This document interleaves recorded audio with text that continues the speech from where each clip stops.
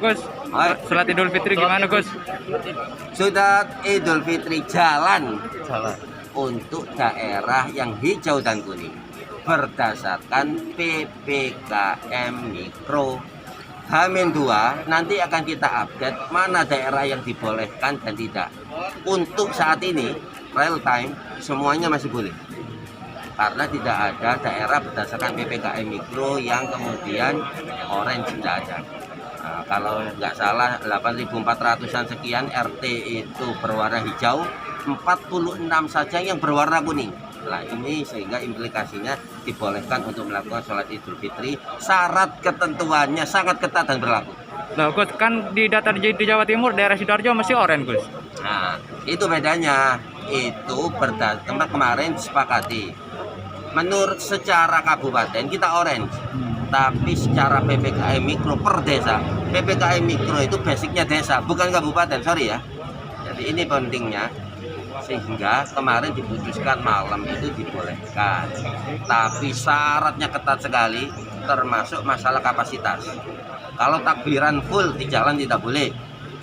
Takbiran hanya boleh di masjid dan musola, dan itu pun hanya kapasitas 10% masjid.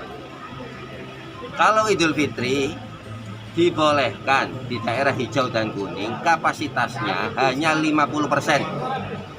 Lebih dari itu tidak dibolehkan, sehingga kemarin kami sarankan dan diterima oleh seluruh yang mengikuti Zoom meeting. Disarankan, ada salah satu kabupaten menyarankan dan memberikan usul agar dilaksanakan di musola-musola. Tujuannya apa? Untuk memecah kerumunan. Ini sudah fix, dipecah kerumunannya sehingga 50% ini tetap tercapai. Terus Gus, yang menjaga di masjid itu apakah ini sudah 50% atau lebih, itu siapa nanti yang bertugas untuk menjaga itu Gus?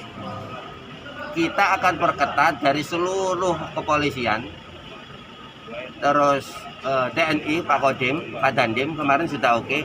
Sama kalau dari pemerintahan adalah Satpol PP plus Dinkes. Kalau Satpol PP belum tentu, tapi kalau Dinkes pasti.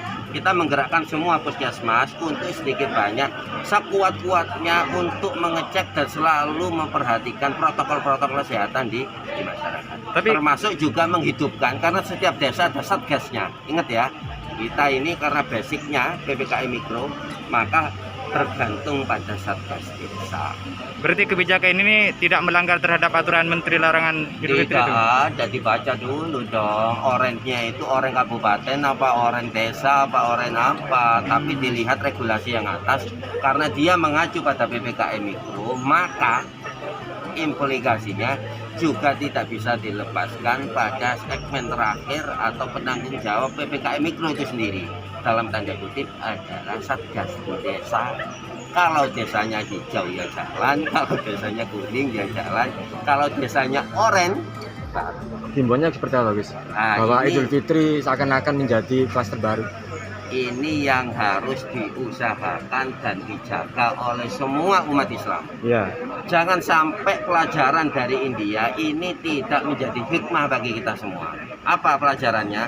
Jangan sampai nanti di branding, digoreng oleh orang-orang pengadu ketentraman umat beragama di Indonesia kalau Idul Fitri adalah penyebab utama klaster COVID baru.